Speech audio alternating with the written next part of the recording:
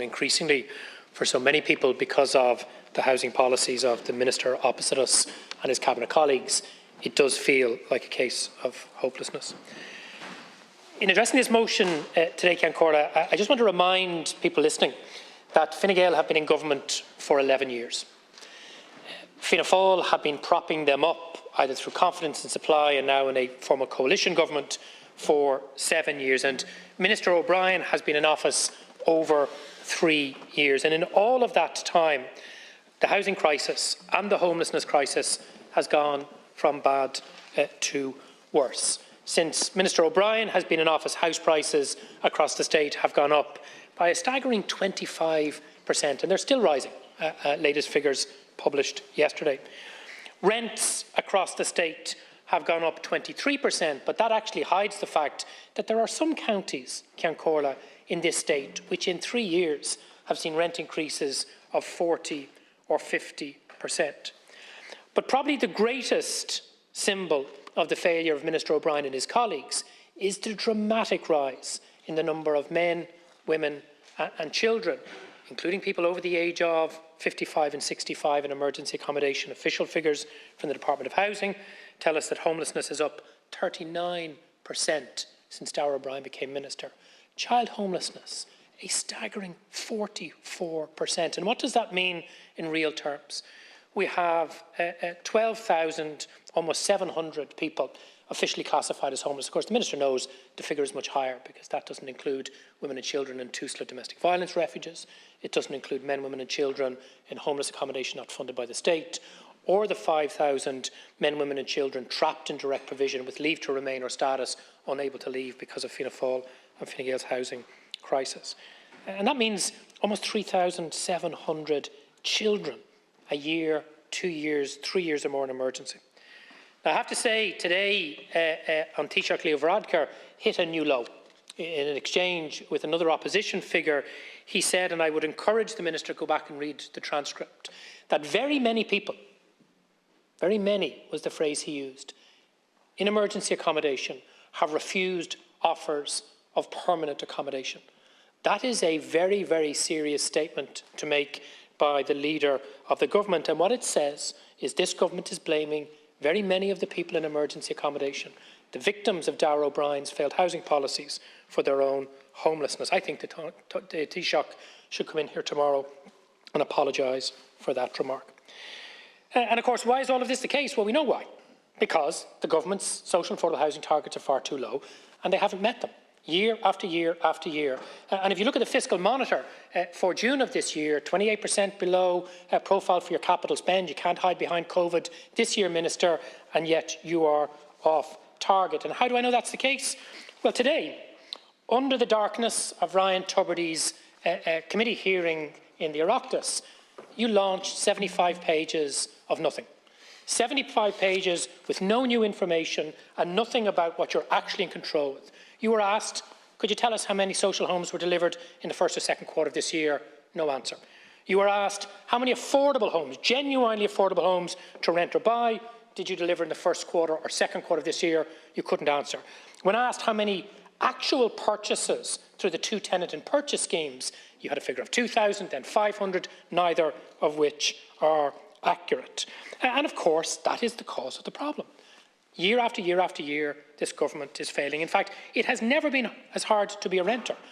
Renters have never been so insecure, they've never been paying such high rents and never at greater risk of homelessness. And that is why, yet again, we have tabled a motion to stand up for renters, to set out yet again the kinds of policies that this government should introduce. In fact, I was on Morning Ireland, another one of my many media appearances that Darragh O'Brien wasn't willing to go head-to-head, but his press office did provide a statement in advance, and he was complaining I was repeating myself. I will continue to repeat myself, as will my colleagues, with the right policies until you listen. So what are we proposing today?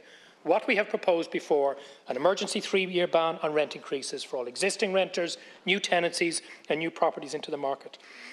A real refundable tax credit that works and puts a full month's rent back in every renter's pocket. A real emergency response to the homeless crisis, and higher targets for social and affordable housing delivery delivered at pace. Minister, You failed. You're out of time. You're out of touch. Today's press event shows the only way we're going to tackle this crisis is when you're gone, when there's an alternative government in place to put in place the kind of policies we've outlined today. And if there was ever an example of that, it's what you didn't announce today and what you won't announce in your rebuttal speech after our opening remarks.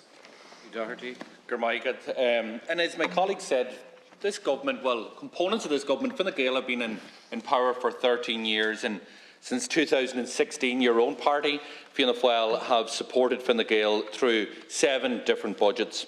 And in that time, one of the fundamental rights of citizens, the right to a home, has been eroded. The ability of young people to access secure and affordable accommodation has been chipped away. The aspirations of an entire generation to buy their own home, a home which they can build a life in or to raise a family in, have been undercut. And under Fianna Fáil and Fine Gael, a housing crisis of their own making has deteriorated into a social disaster. The provision of housing is a basic and fundamental job of government. And a government that fails in that duty is a government that is failing itself. Since this government took office, homelessness has risen by 44%, with 3,699 children homeless last month. Now, that hides the hidden homeless that are forced to rely on the charity and goodwill of friends and family for a place to stay. We know spiralling rents and house prices have surpassed the peak of the Celtic Tiger, and now have left young people, families, even pensioners, locked into increasingly insecure and unaffordable rental market with little hope of ever buying their own home. And all of the evidence of this points in one direction, and that is that a government that is against home ownership, a government that is making home ownership more and more difficult. Because this housing crisis has now seeped into every corner of our society and economy, including my own county of Donegal. And it is a direct threat to the economy, with businesses finding it now increasingly difficult to recruit and to retain staff. The housing crisis can be solved, no doubt about that. But it cannot be solved by this government or the parties that created and deepened the housing emergency. Only a change of government will deliver. A change of government which delivers public housing programme fit for the scale of the challenge we face, that introduces a ban on rent increase and introduces a refundable tax credit, that reinstates the eviction ban and that uses emergency powers. That is how we will address the homeless crisis. This government hasn't the capacity to do it. Deputy Tully. Concorda. Minister, we're again discussing the housing crisis, which is getting worse and continually and consistently getting worse in every part of the country. And the homeless figure now stands at 12,500. And that's a serious underestimation, because it doesn't take into account all the people who are sleeping in their parents' box room, or sofa surfing in their friends' houses, or sleeping on the streets. Housing is the issue and the reason that so many of our young people are emigrating to Australia and Canada and America, because they can't afford to live here. The cost of rent is making it unaffordable for them. I had a father in my office yesterday who told me he and his wife worked hard, they paid their taxes, and they made the necessary sacrifices to ensure their children were well educated. And now those children are leaving this country because they cannot afford to live here. I had 2 families contact me recently about loved ones who are awaiting services at the rehabilitation hospital in Dunleary. And the waiting list there is from 3 to 6 months.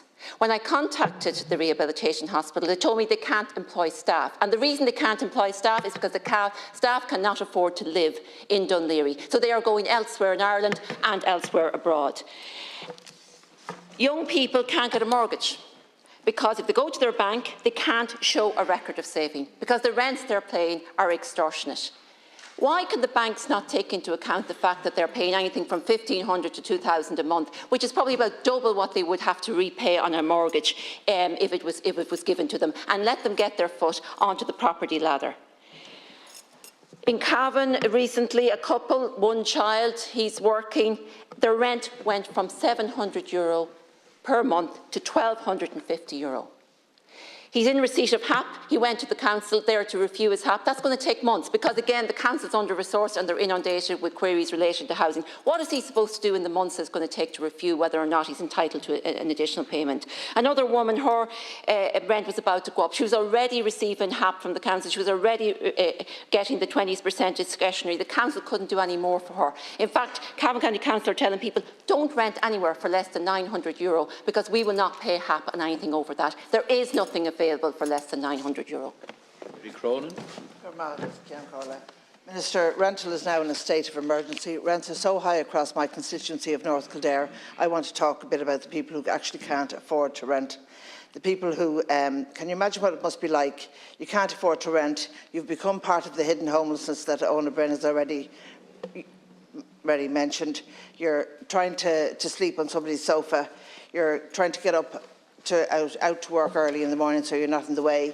You're trying to stay out late at work because you don't want to be back in the way. You're trying not to impose on them. You don't want to be in the kitchen. You don't want to be using the washing machine. You're pretending you're staying up late because you don't want to be disturbing people sitting on your sofa, your bed, watching telly, always feeling embarrassed. And they tell me that they feel ashamed. And I tell them that it is not them who should be ashamed. It is this government that should be ashamed. I have a case of a woman who was lucky enough to get a sofa in a friend's house, and she was putting her baby in the car to take the baby out for a drive at night time, so the baby wouldn't be keeping the whole house awake. And when I got onto the council, the official response I got was, "Oh, that's a matter for Tusla. You know, she shouldn't be out driving the baby around at night time all the time." That's what you're doing to families. You're chipping away at them. They're already in a precarious situation, and it's wrong to call it an emergency because an emergency is something that is coming for you. This has been government policy, and for Fine Gael for the last 12 and a half years. You've broken the social contract because having a good job and earning good money, paying your PRSI, paying your USC, no longer means that you can afford to keep a roof over your family's head. And then you have the gall to say that homeless numbers, when they rise, that you expected that. And in your expectation, you're completely indifferent to people's suffering. We had an extra over 100 children became homeless this year. Could you imagine what it's like for a parent to have to get down on their hunkers to tell their child that they're not going to be sleeping in that bed tonight, that you don't know where they're going to be sleeping that night? Because these aren't figures we're talking about. We're talking about human beings, and most of all, 3,699 children, and they're just the children that are counted in homelessness. Absolutely, you should be ashamed. Minister, recent figures have shown a shocking increase in both adult and child homelessness. The figures confirm that homelessness is accelerating at a dramatic pace. These figures do not tell us how many people are couch surfing or the real number of rough sleepers. The exit of landlords from the rental sector is added to this crisis. Evictions from private rental accommodation have soared since the eviction ban ended at the end of March. Many of these tenants have nowhere to go and end up in homeless services, facing a bleak and uncertain future. The government is not delivering social housing on a scale that will alleviate the homeless and housing crisis. We don't even have a realistic affordable housing scheme. Local authority lands around Finglas, Ballymun and Santry have been identified on which housing can be built on at an affordable rate, and this will certainly be the case around the country. Voluntary housing groups such as O'Coolon Housing have been building and delivering affordable housing for years. However, this and previous governments have an over-reliance on the private sector to provide housing, and this has proven to be disastrous. The government must get back to building homes and increase the housing stock. If it could be done in the 50s, a time of mass emigration, chronic unemployment, material deprivation and economic depression, then it can be done now. This government's over-reliance on the private rental sector has resulted in unaffordable rents, leaving people with no ability to save for a house deposit. Figures show that there has been a huge drop in home ownership, yet the state has spent almost €900 million on private rent subsidies and leasing measures in 2021, and €542 million on HAP, an 80% increase in the 2018 figures. A third of the rented sector are now reliant on some sort of state subsidy. Couples in good employment and good income struggle to pay such high rents. This isn't going to change while this government pursues its failed housing policies and strategies, which also impact on a wider scale socially as well as economically, as people cannot take up employment opportunities because there are no places to rent or rents are too exorbitant. These are the crises created by this and previous government, and it is clear that while Fine Gael and Fianna Fáil remain in government, these crises will only get worse. Thank you. Deputy Donnelly.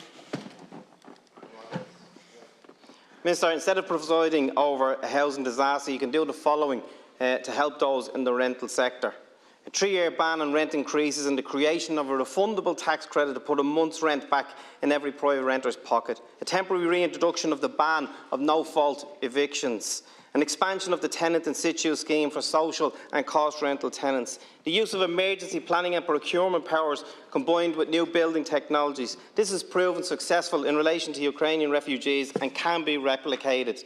My own constituency, Sinn Féin, have asked for the phase 2 and 3 of Churchfield's social cost rental affordable development to be started side by side.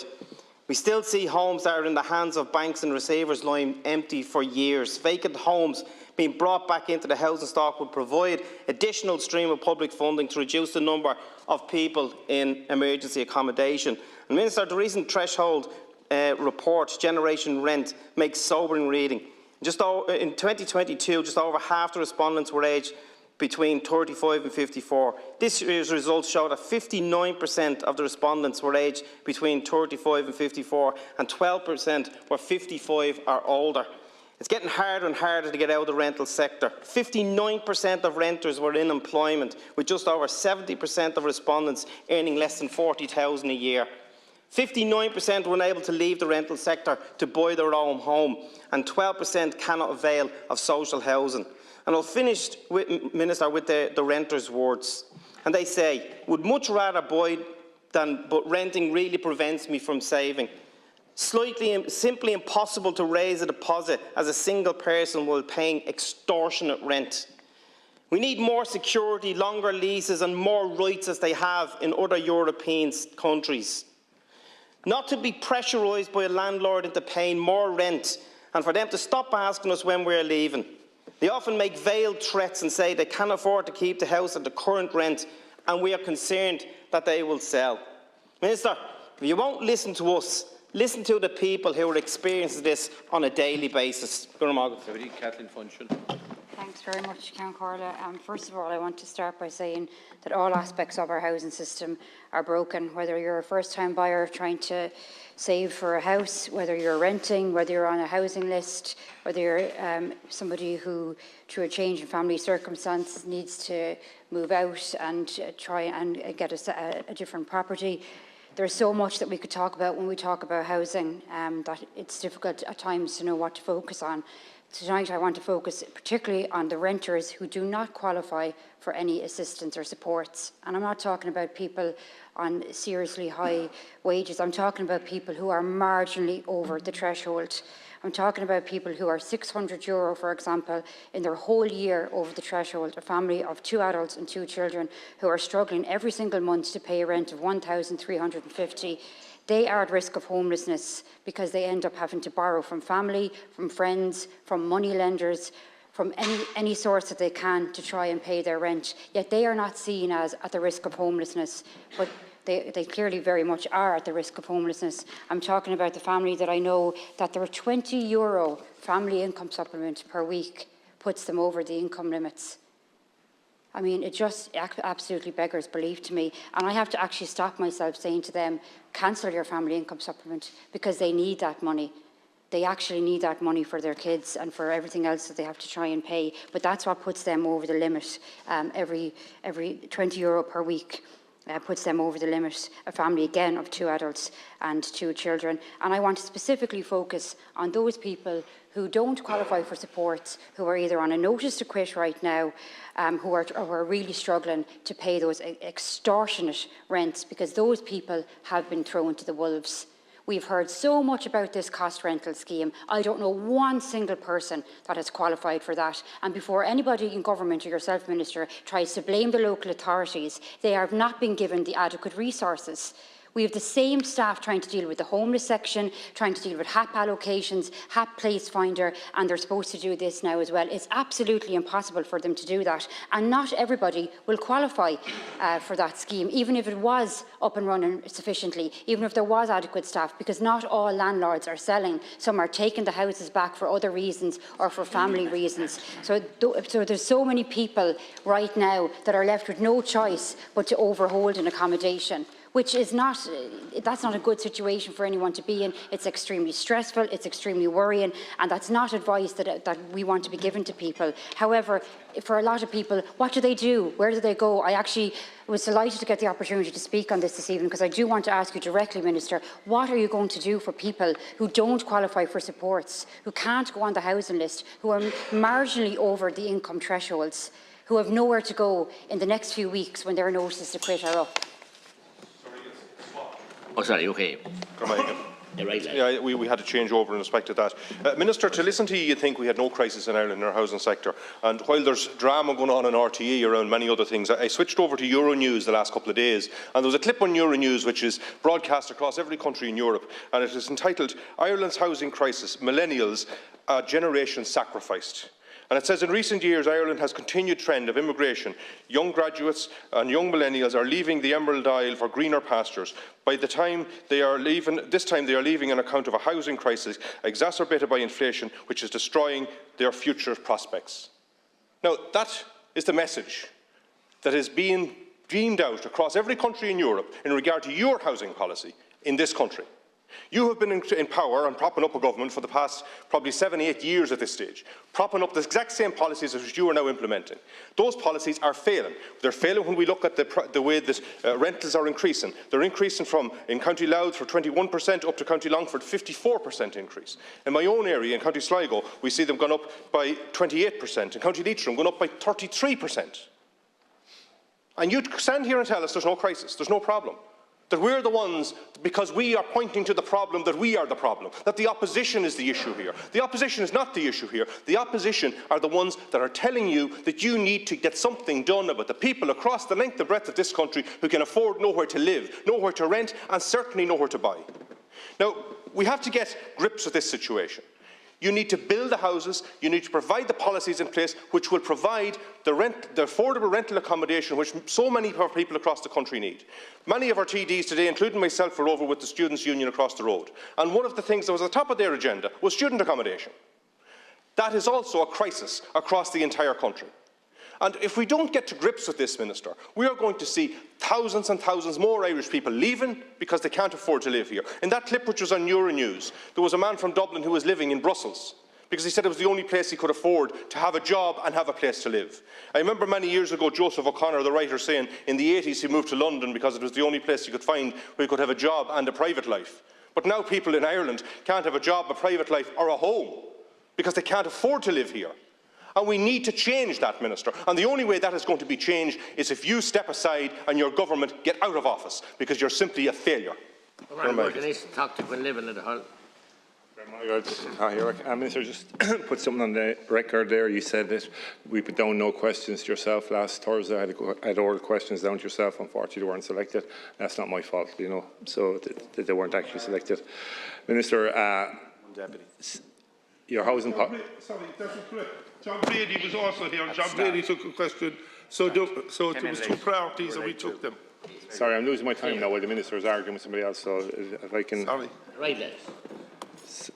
Just if we go back to what my colleague Deputy Funcham was talking about, there are people who can't even get on the get a rent support or whatever. House prices in Limerick are higher than ever. Rents are higher, homeless figures are higher. Every aspect of housing in this state is failing. The average rent in Limerick is 1,645 average. That's 400 quid up since 2020. The only two properties available to rent in Limerick today was one bed in the city for 1,200, a two bed for 2,500 according to Daft. And Minister did reference the houses you opened yesterday, and I was there the three projects, great projects that were done or whatever. But as I drove to those projects, I drove through Ballinanty, Maross, or not Ballinanty, Cleary and Tommy get into Maross, and then to go to the Blood Mill Road, the road through Kennedy Park, Garryowen on the way up there, and the number of vacant houses in those areas. There's 250 estimated vacant local authority homes in Limerick City, and they don't have the funding to get it. And you'll say, well, you'll say, as the ministers previously said in that chair, housing ministers and the ministers before that always told me, no problem with funding. The council then tell me they can't get the funding. So, Minister, the last time I raised this, it was 160. Now there's 250. So tell me it's going in the right direction. It is not. People are at their wits' end. They're coming into my constituency office every day, as they're coming into other people's constituency offices all across the state. There is absolutely nothing to rent, and then if you're a working family, even on a small income, as long as you're over the limit, there's no support whatsoever we can help you with. And then you have the number of families that are back living with their parents, and it's an absolute social disaster that's happening in front of us. You have working families back living in box rooms. As I said, my office is inundated with the amount of people ringing morning, noon and night. And the one question we've been asking the government when they ended the eviction ban is where these people are supposed to go, and that's the question you haven't answered as Minister. You've never answered that question. So what do I say to people who'll be into my office again on Monday, have a load of people booked in on Monday? What am I going to say to them? Where are they supposed to go? And there's nothing there to rent. They can't get on the housing list, and there is 2,500 people ahead of them on that list anyway. I'm Dr. Sean Crowley. With a shortage of affordable housing and increasing homelessness rates, the need for social housing has become even more urgent than ever. And the last thing Irish people want to hear is the excuse of you can't build homes overnight. Fine Gael have been in power for the last 12 years. And in those 12 long years, homelessness has done nothing but grow. We've seen records being broken on homelessness again and again. There are 3,700 children in emergency accommodation. And I genuinely worry that it will be 4 or 5 or 6,000 by the next election. And we're told there's a bumper budget on the way, 6 billion I'm told. But if we fail to ensure that no child need grow up in emergency accommodation, then shame on you, Minister. A substantial increase in the supply of social and affordable homes helps combat homelessness and will prevent more vulnerable individuals and families falling into the cycle of poverty and destitution. That should be our aim, but it clearly doesn't seem to be. Affordable housing options allow individuals and families to allocate their resources towards other essential needs such as education, healthcare and discretionary spending on food and clothing. Is that too much to ask in this day and age? They say politics is about choices. It's also about the art of doing the possible. Surely it's not over-ambitious to believe that we can house our citizens, their families and their children. We are elected to make decisions that ultimately can affect the course of people's lives. That makes our choices moral as well as political. The provision of social housing in Ireland has become a moral imperative and as well as an essential public good. So it ensures that the right to housing promotes social cohesion, reduces inequality and contributes to economic stability. It's a no-brainer, Minister.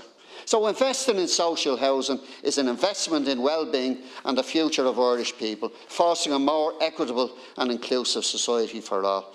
We cannot continue to break homeless records and say that somehow that's normal, that's inevitable, or that's even right. Minister,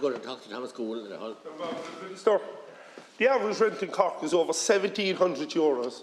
How can any ordinary family pay that type of money? Yesterday in my clinic, a lady came in to me who was paying her council rent but was also paying €220 a month extra on top of her HAP payment. She cannot survive. She's been on St Vincent de Paul, and do you know what I had to do yesterday for that woman? I had to contact Katrina Toomey and Penny Dinners to get her nappies and a hamper because she has a choice. She and her child, her 2.5-year-old daughter, can become homeless or she can pay her rent. And that's the only choice she has because of your government. And a grandmother came in to me who's in emergency accommodation. She says she's ashamed of her life, at this hour of her life, to be in emergency accommodation because she can't access social housing. And that's on your watch. And just like you raised all the figures there a while ago, Minister, I'll give you a couple of figures that are out today. Today we saw that only 15% of the targeted homes for 2023 were delivered in Q1. So that means 85% will have to be delivered in the other quarters. And you spoke about planning permissions. I tell you about planning permissions in Cork. There are 50 units less compared to last year. These are the figures out today. Now, Minister, I'll give you one other set of figures. Between 2022 and 2026, it's targeted for 3,732 social housing builds in Cork with 202 long-term leases, just less than 4,000. There's 1,000 people and more coming on the housing list in Cork every year. So if the council build everything you want them to build, the 10,000 people on the list now, there'll still be 10,000 people. There might be different people, but there'll still be 10,000. And you accuse my party colleague, spokesperson of Housing Deputy O'Brien, of outrageous behaviour. Do you know what's outrageous behaviour? You and your government, when you come in here and you outline all your figures, these are the facts and figures. The highest people on the housing list, the highest house prices, the highest rents, the highest people in homelessness, and 3,699 children. Minister, when will you admit that you failed, and when will you admit this policy is gone? Minister, people in Mayo will be really worried when they hear you're not finished yet, or the government isn't finished yet. Honest to God. Because what you read out there is just bears no relation to what I'm dealing with every day and what my staff are dealing with in Mayo. The average price of a home in Mayo has increased by €10,000 since last year, €10,000. People are desperately trying to save enough money to buy a secure home amongst a cost of living crisis. But they're watching as the goalposts move further and further away. And at the same time, they're being squeezed by the rising cost of rent. The average rent for a three-bedroom house in Mayo at the moment has increased 45% since this government took office 3 years ago. For others, it's a struggle to even find somewhere to rent. Today, there are only 18 properties for rent in the whole of County Mayo, and most of them are out of reach, unaffordable for too many people. This is the legacy of Fianna Fáil and Fine Gael. We cannot let this become normal. Lives are being destroyed and people are living in fear. And the figure doesn't even show. You know, when we look at the homeless figures, and we have 3,699 children and 12,441 adults, that don't even show, because the thing is, we don't have any more emergency accommodation in Mayo. They haven't. They lifted the ban and haven't even not even increased by one iota the emergency homeless. And that's why we have people living in cars. I have one man here, living in a single man, he's homeless, living in his car. He's unlikely to be housed by the local authority for a very long time, and he has no emergency accommodation. I have another single parent with 3 children who are being evicted. They've been unable to access emergency accommodation, so they've been given B&B vouchers for Castlebar. It is not right what's happening to people in my own county, in the county of Michael Davitt. It is absolutely deplorable.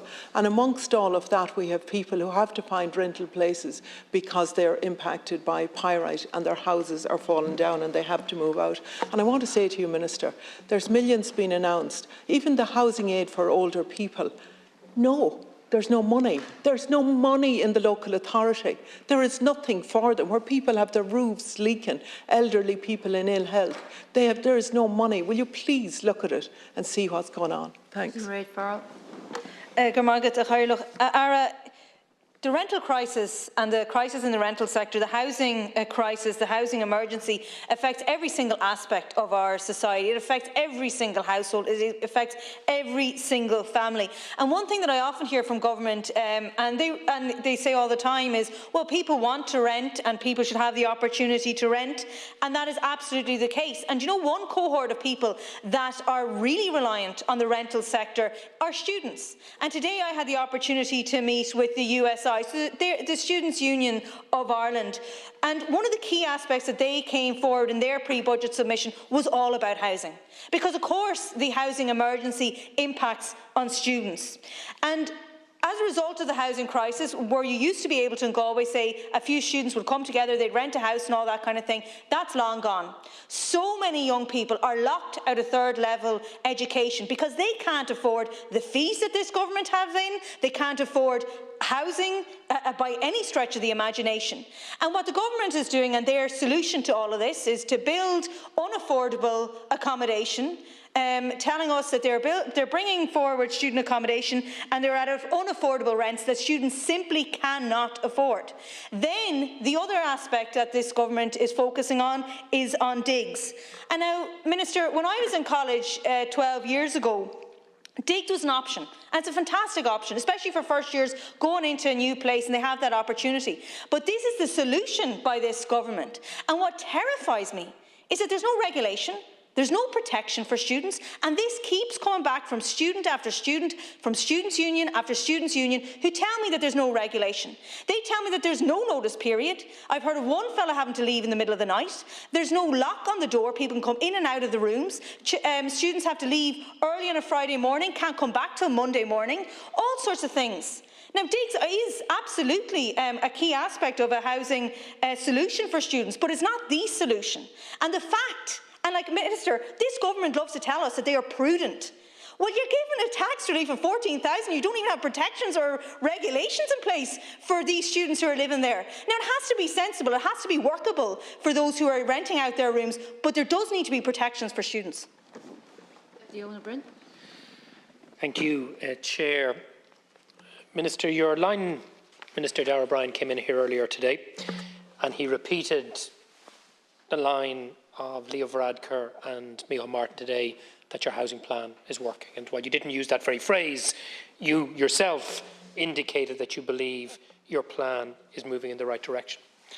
So let's just look at the facts, because you're not a man who doesn't take what you say in this chamber lightly. You've been in government for 3 years, and during that period of time, homelessness has increased by 39%. Child homelessness, Minister, children under your watch in emergency accommodation has increased by 44%. And you walk in here and you give a speech to say that your plan is moving in the right direction.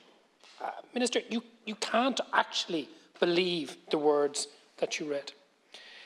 We had your own party leader, Eamon Ryan, along with the Taoiseach and Taoiseach, Minister for Housing, launch a 75-page progress report for Q1, Q2 of this year. Did they tell us in that report how many new social homes have been delivered in the first 6 months of this year? No, they did not. Did they tell us the number of genuinely affordable homes to rent or buy that have been delivered in the first 6 months of this year? No, they did not. Did they tell us the actual number of properties bought by local authorities and approved housing bodies under the tenant in situ scheme to prevent homelessness? No, they did not. Did they tell us the actual number of vacant or derelict properties brought back into active use by any of the schemes that you mentioned in the first 6 months of this year? No, they did not. Now, you have to ask yourself, why would the Taoiseach, the Taoiseach, the leader of the Green Party and the Minister for Housing launch a 75-page report on so-called progress when they couldn't report on any of the actual things that would make a difference to this crisis? And of course, the reason why they didn't answer any of those questions is because if they did, it would be patently clear that there is no progress. In fact, the most telling thing about today's event was it took place during the much-anticipated testimony of Ryan Tubridy and his agent in front of an Oireachtas committee. Now, if there was ever a definition of a blatantly cynical move by a government to hide its lack of progress on the single biggest social issue affecting society today, that was it. And you come in here and you stand over that. Minister, we work well on so many other issues, but you cannot come here week after week and trot out these lines and expect us to take you seriously. So what are we proposing here today to tackle the deepening crisis for private renters? Because there has never been a time in modern history where it has been so difficult to be a renter. Renters are less secure, they're paying higher rents, and they are more at risk of homelessness. So what are we proposing? We are proposing, one, an emergency 3-year ban on rent increases for all renters, existing tenants, new tenants and new rental properties. We're proposing a real refundable tax credit to put a full month's rent back in every renter's pocket, one that all renters can avail of, not the paltry €500 credit that you've offered only half the renters in the state have been able to avail of. We've talked about real emergency measures, using emergency planning and procurement powers, targeting new building technologies and vacant homes to provide an additional supply of social and affordable homes, targeting those people trapped in emergency accommodation, single people, pensioners, parents with children, to dramatically reduce the numbers in emergency accommodation and alleviate the crisis. We've also called for the reintroduction of the ban on no-fault evictions until such time as the numbers of people in emergency accommodation fall, something that is commonplace, in fact, standard in many European countries. And then finally, yet again, we have said you need to increase the funding for social and affordable housing, you need to increase the targets, and you need to cut the red tape that is strangling the life out of our local authorities and approved housing bodies to deliver those much-needed homes. And of course, you won't do any of that. One of the things I disagree with you most, Minister, is your final comments. We all want the same thing. I don't want what you want. I want Fianna Fáil, Fine Gael and the Green Party out of government as quickly as is humanly possible. Fine Gael in government 11 years, Fianna Fáil propping them up 7 years, you propping Fianna Fáil and Fine Gael up 3 years, and the housing crisis has never been worse. And what does that tell us? After all of that time, after all of those plans and initiatives, in fact, you have created this crisis. Fianna Fáil and Fine Gael now perpetuated by you. And the only way we can turn this around and start to provide the social and affordable homes that people need is getting you people out of government and replacing your cabinet with ministers and a housing plan that is going to do something very simple. Build a volume of social and affordable homes commensurate with the level of need. Your government won't do that, and the sooner you realise that and the sooner we get you out of power, the better, particularly, Minister, for those adults and children that have become homeless under your watch and that of your colleagues. I commend the motion to the House. Okay, so the question is that the amendment be made. Na chakti thar heb na kesh dabadis ta. Na chakti ta na gine abashit Neil. See them go in and kish Britcha. Vote on. Okay, so the division is deferred until the weekly division time tomorrow evening. Okay.